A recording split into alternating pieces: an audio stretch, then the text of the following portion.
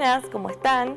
Hoy comenzamos con el 5º programa de conocimiento, con una estupenda entrevista con el célebre arquitecto Héctor Toto Muñoz Darac. Vamos a disfrutarlas. Arquitecto, bienvenido. Es un placer tenerlo acá. Tengo unas preguntitas para hacerle, así lo conocemos un poco más. ¿Cómo define usted la arquitectura? Bueno, primero agradecerte la invitación. Realmente es un placer estar con tu programa, con el equipo. Y siempre agradeciendo la posibilidad de que a través de este medio muchas veces el pensamiento de uno, ¿cierto?, puede ser más abarcativo hacia otras personas, más allá de cuando tú tienes un cliente, bueno, son diálogos así, pero muchas veces el pensamiento de una manera más expansiva, más amplia, favorece, digamos, a la valoración de la sociedad hacia la profesión de los arquitectos. Sí, esa es la idea. Estamos muy contentos, gracias. Y bueno, la percepción de la arquitectura, yo siempre digo, sostengo,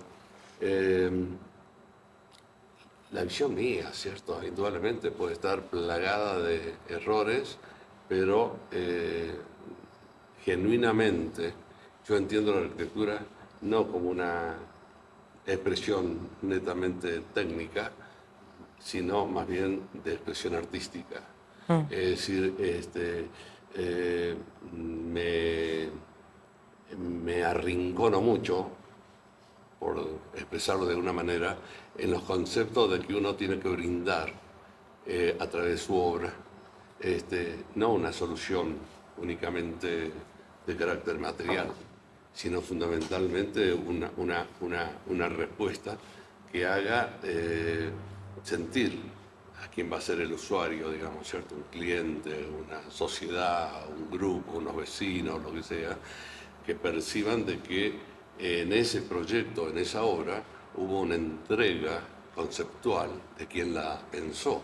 Es decir, y en esa entrega que uno hace cuando diseña, indudablemente está este parámetro entre el equilibrio de lo técnico y lo artístico. A mí, yo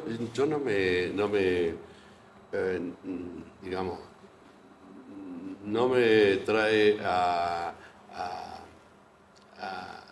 esconder, digamos, ¿cierto?, mi vocación por lo artístico, porque realmente lo siento así. Disfruto en la etapa proyectual, estoy disfrutando porque estoy pensando en cómo van a ser las cosas, y cuando lo empezó a construir eso se empieza a materializar, y cuando se materializa y concluye, uno dice que bueno fue el proceso, ¿cierto? Porque son procesos muy fuertes desde el punto de vista de la entrega que uno hace, y bueno,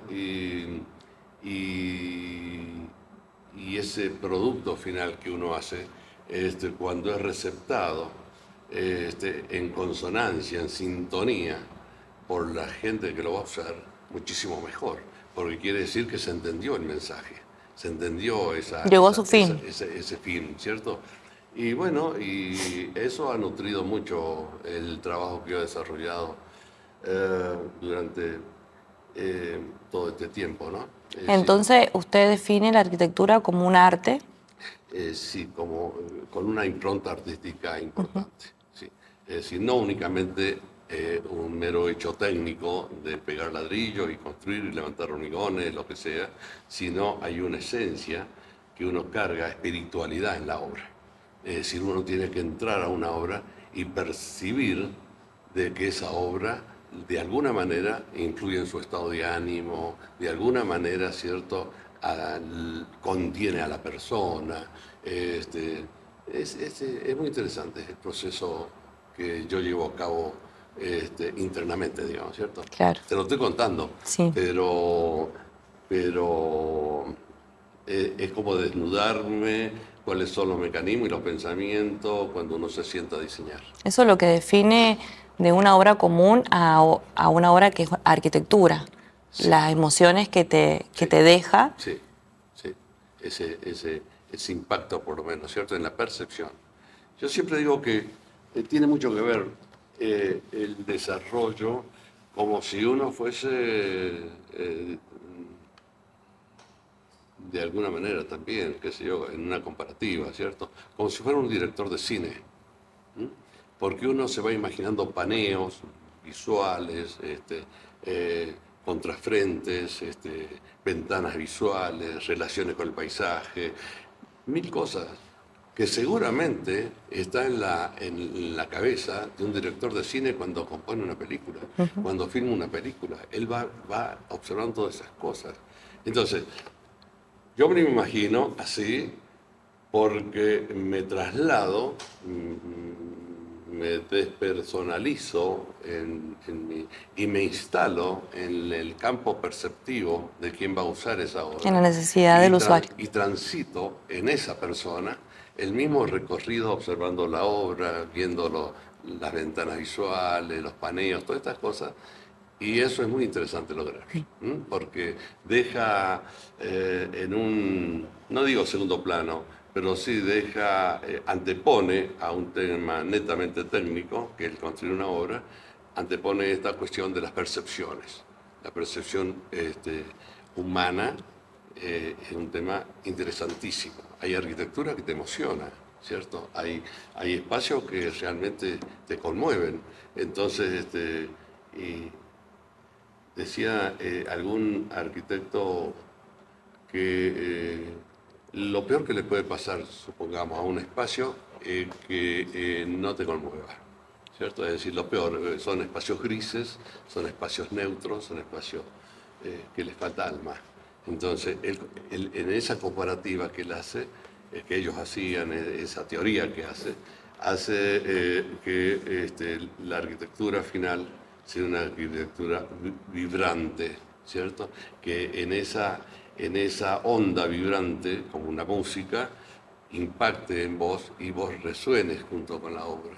De manera tal de que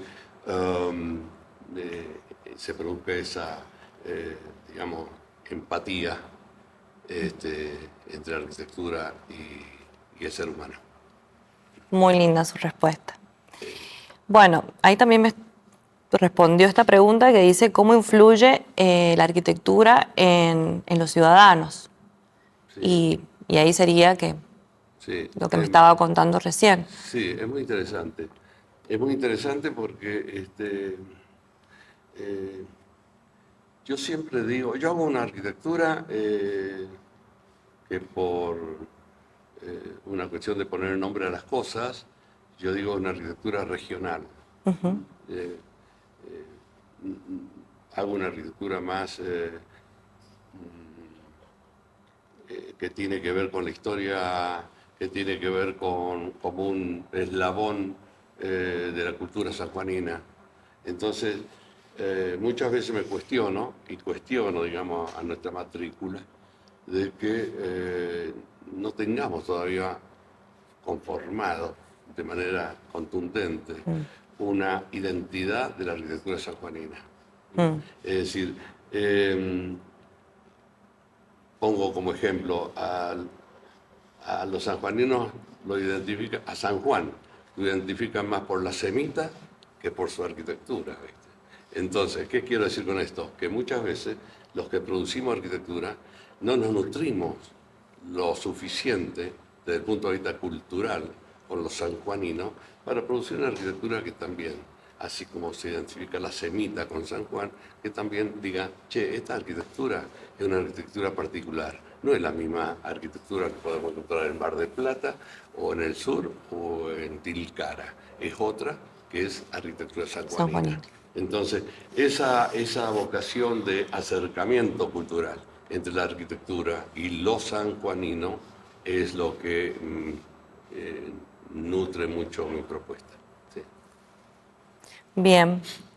Acá también tengo otra pregunta que dice cómo aborda su proceso proyectual en el diseño. Sí, fundamentalmente generando espacios de pensamiento.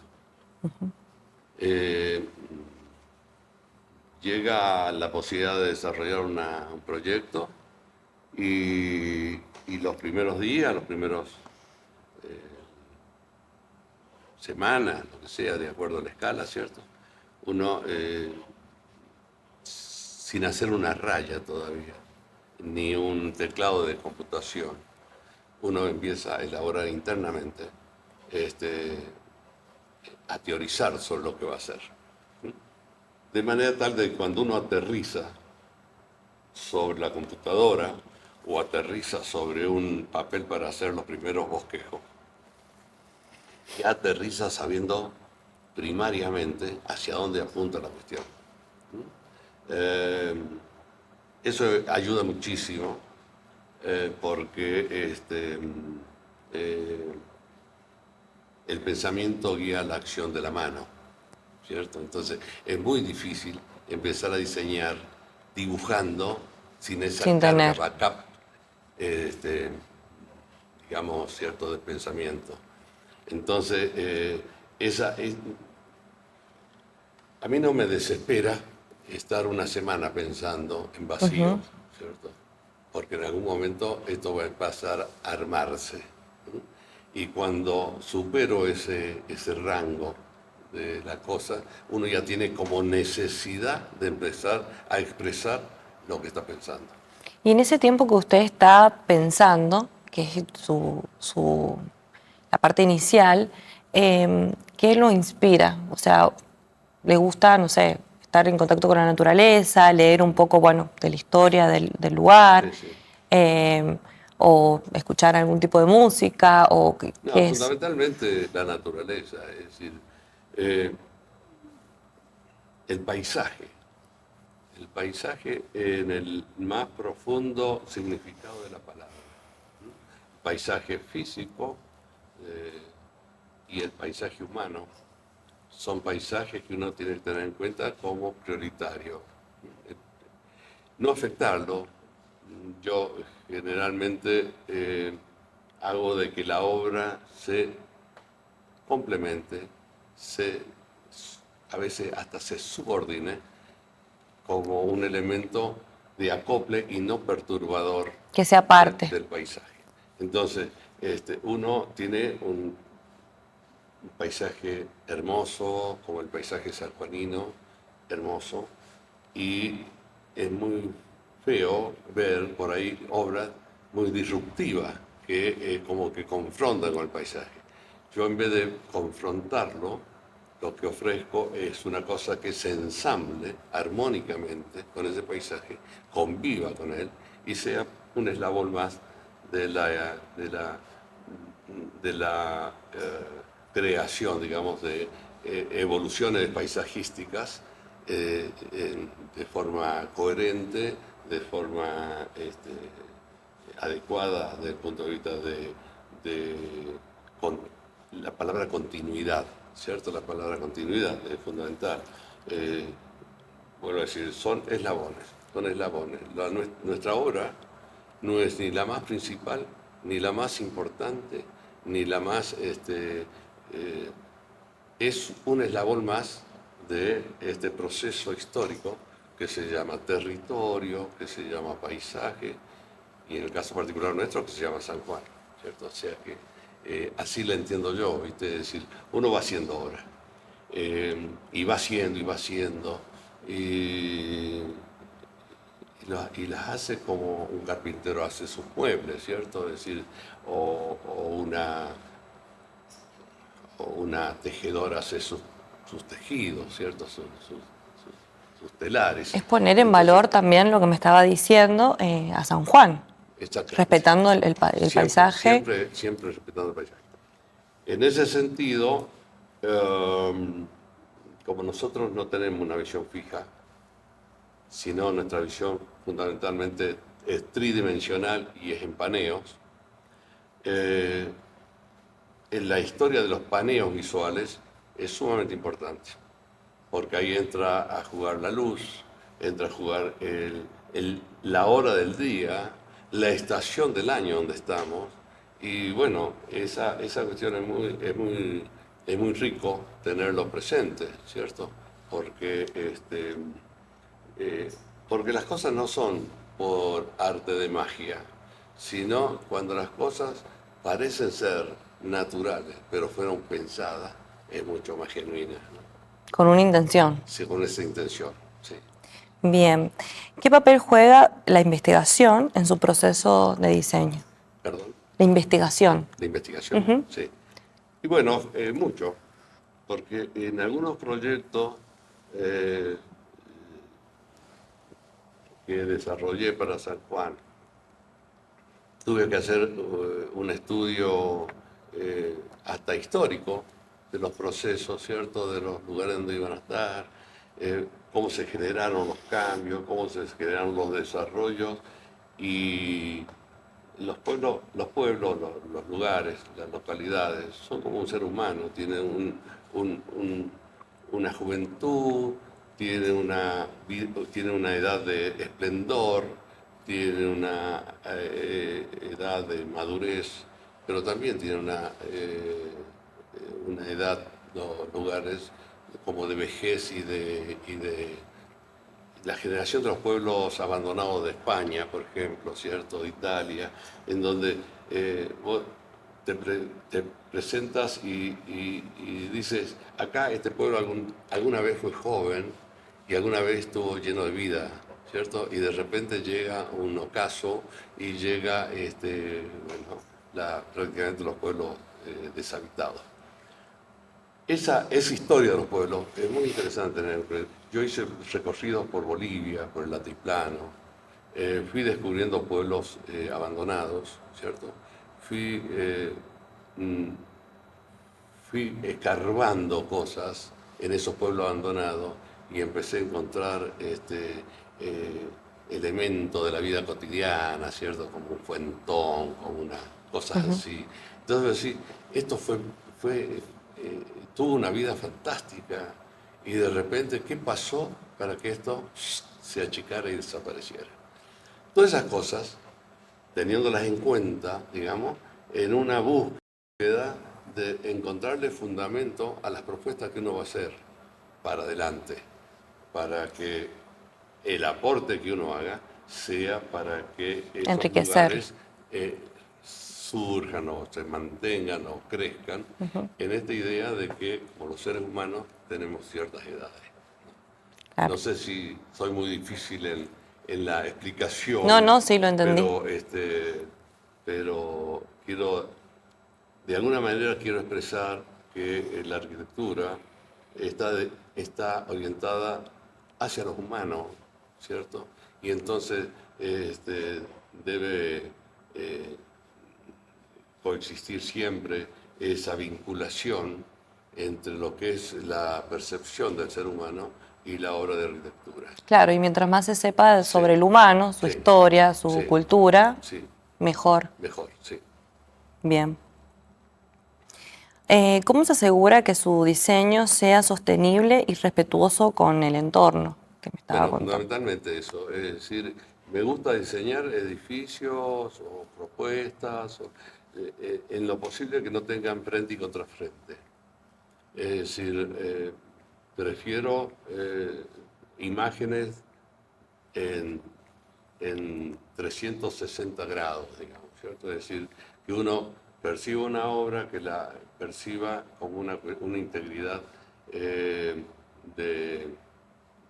visualizaciones más globales, más no que haya un frente, un fondo, porque generalmente cuando hay frente y fondo, el fondo generalmente también es una cuestión bastante más degradada que el frente, Sí. por una cuestión, ¿cierto?, de imagen y demás. Cuando uno piensa en la arquitectura con una visualización de 360, que yo le llamo, es como envolvente, hace que una arquitectura sea valiosa, esa arquitectura. Todas sus partes. De todas partes.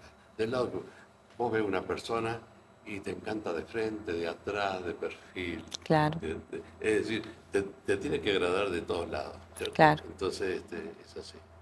¿Qué opina de la importancia de la luz natural en la arquitectura? Es fundamental. Es fundamental. Hay lugares donde uno se... La luz es como toda cuestión así de energía, ¿cierto? Hay lugares excesivamente luminosos, ¿cierto? Excesivamente luminosos, donde uno lo que trata de hacer es de alguna manera proteger de esa excesiva luminosidad la obra interior. ¿Me entiendes? Sí. Es decir, es como son espacios de contención, son espacios que albergan, que contienen la gente. Y hay otros espacios en donde la búsqueda de la luminosidad marca, digamos, la búsqueda. La búsqueda de la luminosidad hace que la búsqueda arquitectónica vaya buscando esa luminosidad como un elemento a incorporar a la obra. Claro. Entonces, quiero decirte con esto, que no hay recetas que la luz siempre tiene que estar presente, porque a veces la luz excesiva molesta. Claro. Y hay espacios de descanso y que la gente prefiere que los espacios sean un poquito menos iluminados que ese resplandor que provoca, ¿cierto?, una excesiva luminosidad. Ahora, ese manejo entre los distintas gradientes de la luminosidad, de poquito a mucho y de excesivo a escaso, lleva a que uno tiene que manejarla como quien maneja el volumen de una radio, ¿cierto? Es decir, hasta el punto de equilibrio en donde diga, acá está, este es el lugar donde tiene que estar la propuesta. Ni para este lado, ni volcada para este otro lado. Claro. Sino que en este equilibrio, en este rango... Siempre ¿cierto?, guiando la luz, digamos. Ahí entra a jugar la luz. Y en ese rango, la luz tiene un rol importantísimo. ¿Y la naturaleza qué papel juega en su... Y total.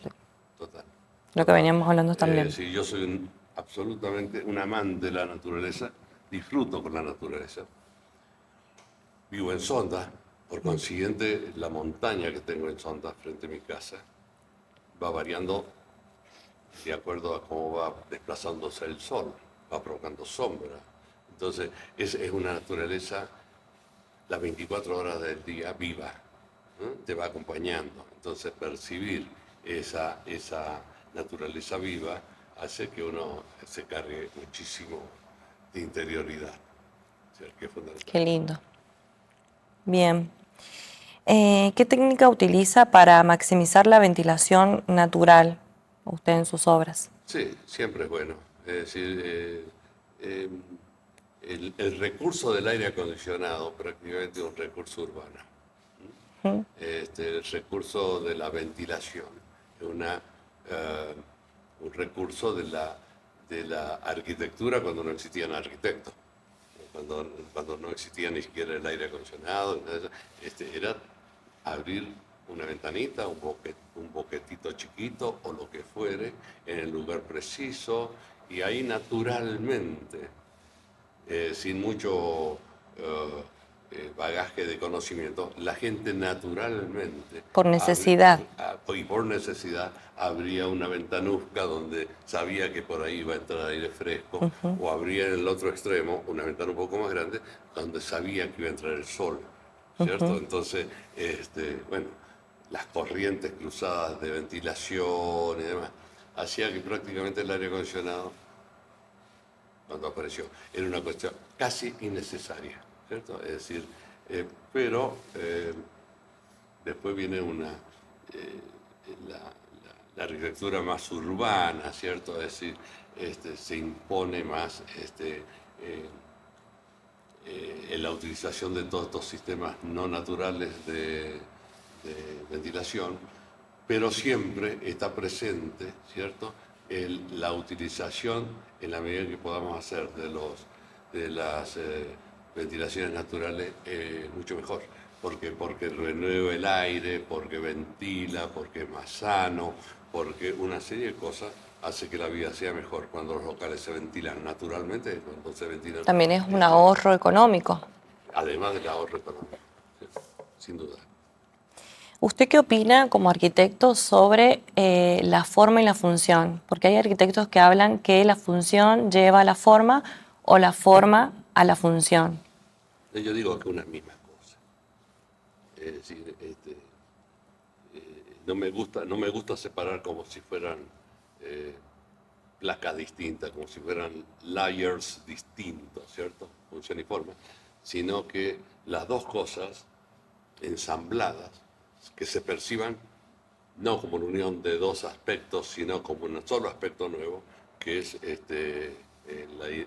la identificación de el funcionalismo, digamos, ¿cierto? La función de las cosas con el diseño. No es bueno subordinar de que uno tenga que adaptar sus formas de ser a un espacio porque el espacio es así.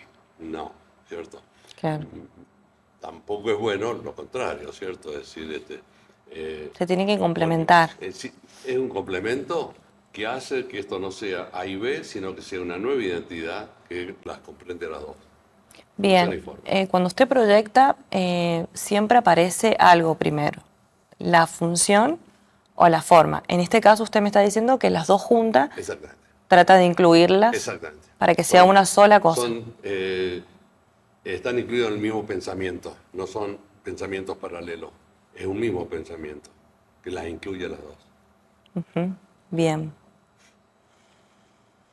¿Qué opinas sobre la simplicidad en la arquitectura? Mira, como en todas las cosas de la vida, lo simple tiene doble valor. Es decir, lo simple, las cosas simples son más genuinas, creo, ¿cierto? Entonces, en la medida en que nosotros simplificamos las propuestas, hacemos de que la percepción, digamos, de la gente que usa esas propuestas también son mucho más suaves, más no confrontativas, no fracturadas, sino que son armónicas. ¿Sí? Bien. ¿Usted cómo se prepara para los desafíos climáticos? ¿Cómo prepara sus diseños para los desafíos climáticos que tenemos acá en San Juan? Sí. Que es mucho calor, mucho frío. Hablábamos también la otra vez con un ingeniero sobre eso. Eso tiene mucho que ver con la localización de una obra, cómo se va a orientar, cuáles van a ser, digamos, su búsqueda de sustentabilidad. Y fundamentalmente, es cierto, trabajar con volúmenes de aire. Volúmenes de aire, quiero decirte, de que San Juan naturalmente fue un lugar en donde se trabajó con casas más altas de las que se hacen actualmente. Y de esas casas más altas no era un capricho, sino que era casi una necesidad de tener mayores volúmenes de aire. El volumen de aire es tan importante que hace de que una casa que te lo entregue un barrio oficial que tiene 2,50 de altura o 2,60 de altura, la gente que habita esa casa se siente como ahogada, ¿cierto? Porque es como ponerle un expansor de temperatura a muy bajita altura. Entonces, la conformación de volúmenes hace de que se provoque espacios de amortiguación térmica que son muy necesarios tenerlos. Entonces, no digo que todas las casas tengan que ser altísimas, pero sí que vayamos adecuando en nuestras propuestas de proyecto, vayamos adecuando alturas de los espacios que sean un poco más amortiguantes de la sustentabilidad térmica. Y ese es el estudio también cultural que veníamos hablando. Totalmente. Porque las casas acá antiguas que hay son altas. Totalmente, lógico. Todas eran altas. Y no era casualidad, era una búsqueda. Bien. ¿Cuál es su visión para la arquitectura del futuro? ¿Qué opina de la arquitectura del futuro, lo que viene? Y bueno, lo que viene es, la verdad que em, hago una arquitectura eh, que trata de marcar una línea, digamos, ¿cierto? De esta búsqueda de la arquitectura regional es toda una actitud mía eh, que gracias a Dios ha tenido una muy buena receptividad por parte de la gente. La gente se entusiasma cuando ve cosas, obras en este sentido, ¿cierto? La identidad sanjuanina, los regionales, Es que es etcétera. hacer sentir que las Y personas se sientan en casa también. exactamente, exactamente, y que se sientan identificados con el lugar y demás. Eh, Muchas veces la gente que en su formación de arquitecto en la universidad y demás, se basa más en ejemplos extranjeros que en ejemplos locales. Eh, eh, Su arquitectura, consecuentemente, tiene que ver con una arquitectura más de libros que más de historias. ¿Eh?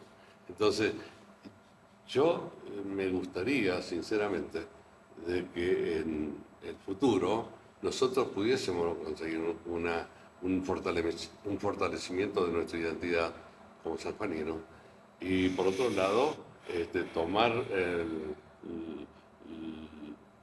el concepto que lo que estoy diciendo de los sanjuaninos no significa hacer casas siempre tipo viejas, sino la modernidad vista con una visión sanjuanina de las cosas, ¿cierto?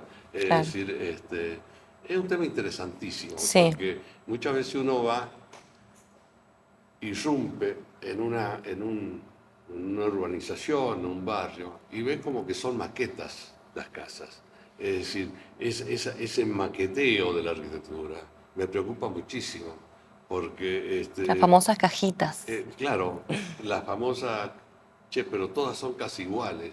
Y si no son hermanas, son primas hermanas, porque son y entonces, eh, el enriquecimiento de los pueblos es la pluralidad de sus casas, ¿cierto? Es decir, que cada uno responda a su familia que la está ocupando, a su nivel socioeconómico. Es decir, hay una serie de cosas que se van masificando conceptualmente y en esa masificación uno va haciendo pérdida de lo que es de uno. Entonces, ya, ya deja de tener sentido muchas veces el hablar, supongamos, de, de paletas cromáticas locales, es decir, qué colores son los colores sanjuaninos, qué colores, ahora que se pinta todo de negro, ¿verdad? Es decir, ¿por qué está produciéndose esto? ¿Por qué se produce? Tal vez por tendencias que vienen de afuera, vienen de otro lado, de otras ciudades, de otros... Siendo que acá se pintaban antes las casas con cal, eran todas blancas. Claro, como los pueblos blancos de España, ¿viste? Una serie de cosas. Este, todo, todo deberíamos tener no te digo un replanteo, pero sí un repensado de las cosas, de manera tal de que cuando optamos por una paleta cromática, por una paleta de colores, ¿cierto? Sepamos por qué lo estamos haciendo, por qué lo estamos haciendo. Claro, que tenga un significado Sí. importante. Bien.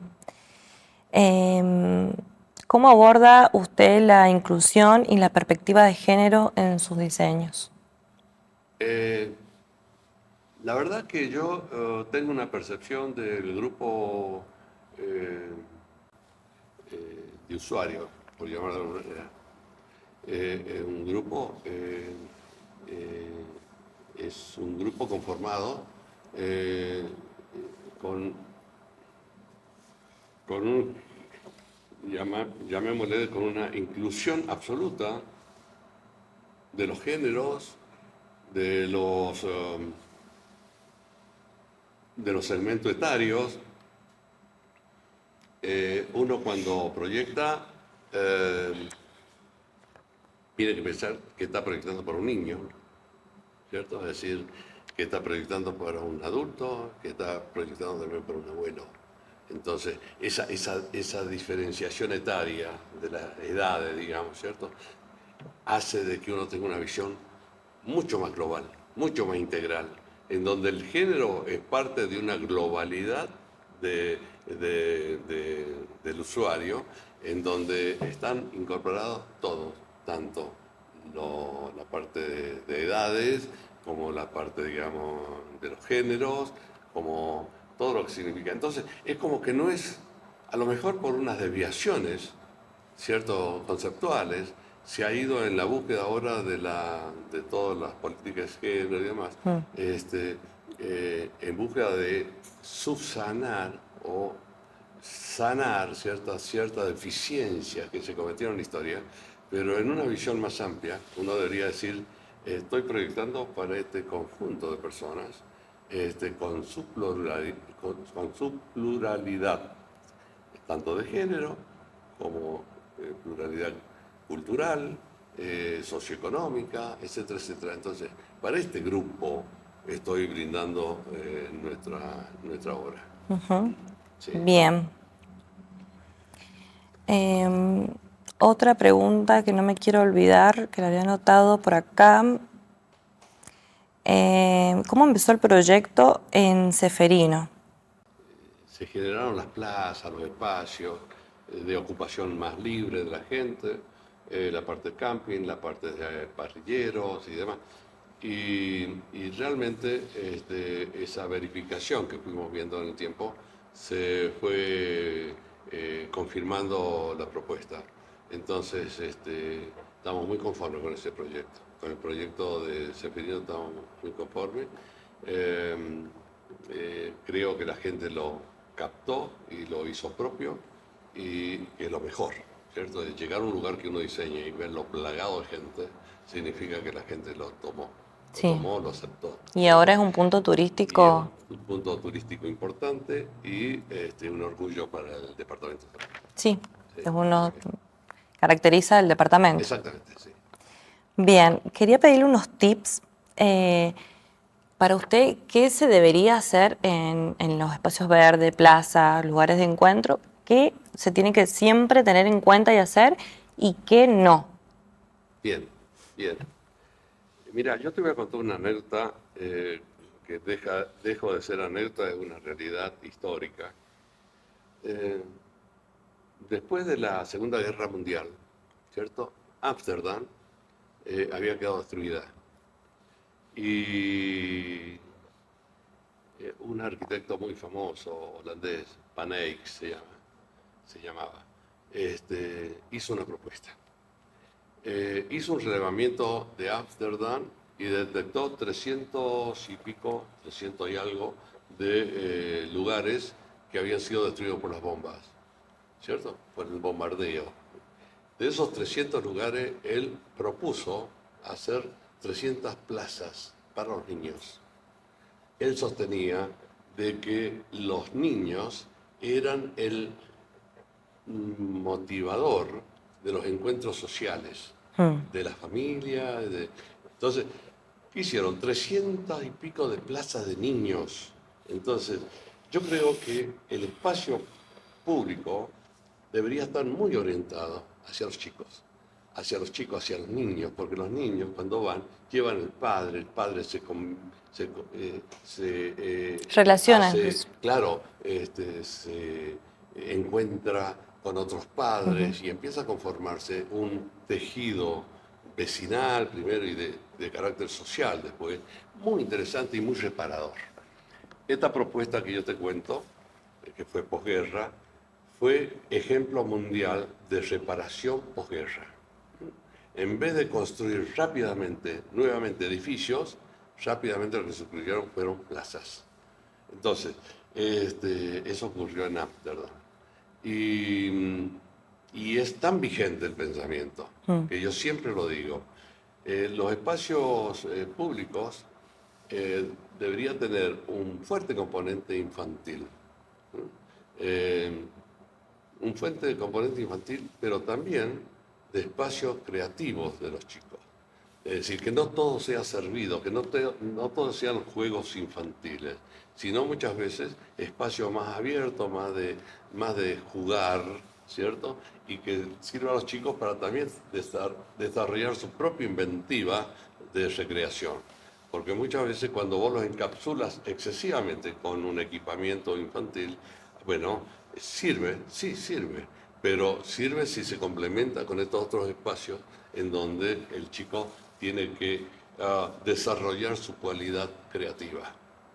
Y conectar con otros chicos y la parte Exactamente. motriz y Entonces, todo. en ese sentido, yo creo que en los espacios públicos verdes es imprescindible tener una atención para los chicos. Después, ¿qué es lo que no? ¿Qué es lo que no? Es provocar espacios dentro de esos espacios verdes que sean autodegradantes. Es decir, cuando es muy simple lo que voy a decir. Cuando vos tienes un lugar mal diseñado, aparecen actividades que no son propias del parque, no son propias de un espacio verde, de carácter social, de interrelación. Es decir, Claro, que queden como lugares ciegos, oscuros. Lugares ciegos, oscuros, la luminosidad es importantísimo, que tengan equipamientos cómodos, sí, que tengan equipamientos cómodos. Fíjate, una cosa tan simple como un surtidor de agua roto, que parece una insignificancia, pero ese surtidor de agua roto provoca un deterioro, ¿cierto?, espacial, por lo que significa el charco, el barro y estas cosas, que después, si no es tenido en cuenta oportunamente, es un pequeño tumorcito, como un tumor que tiene la plaza o el espacio verde, en donde la vida en ese entorno va a estar bastante descalificada. Entonces hay que tener atención en todas esas cosas. El kiosco, el servicio, el espacio verde, el espacio de plaza seca, los chicos, el joven, los jóvenes también. El joven tiene que tener El joven es muy buen asistente a los espacios verdes, pero también a veces es muy destructivo del espacio verde, ¿cierto? Cuando lo usa mal, es como que hay una violencia, no diría natural, porque la violencia no hay que naturalizarla, pero hay una violencia impensada hacia los espacios públicos. Entonces, primer objetivo es que la gente se adueñe el espacio, que sea su plaza, que sea su lugar de ida, que sea su lugar de encuentro. Entonces, al ser suyo, nadie destruye lo que uno ama, nunca. Entonces, primer eslabón de comunicación entre los espacios verdes y la gente es que quieran esos espacios. Al quererlo lo van a defender, lo van a proteger y lo van a hacer cada día más lindo. Pasa en todos lados. Sí. Entonces, me parece bárbaro que la ciudad o los lugares, ¿cierto?, los departamentos, se nutran de espacios verdes. Es decir, que sean agradables, que sean receptivos, que sean cobijantes y fundamentalmente son pequeños embellecimientos. Yo siempre sostengo, es como hacer pequeñas pinceladas a los pueblos y a las ciudades. En esas pinceladas está el encanto de un pueblo. Lo peor que le puede pasar a una persona es que pase por una ciudad y sea una ciudad neutra, una ciudad gris, una ciudad sin atractivo.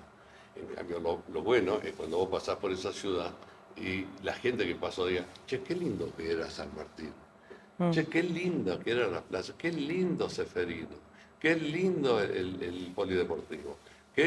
Ese qué lindo hace que la gente valore, ¿cierto?, lo que se hace para ellos.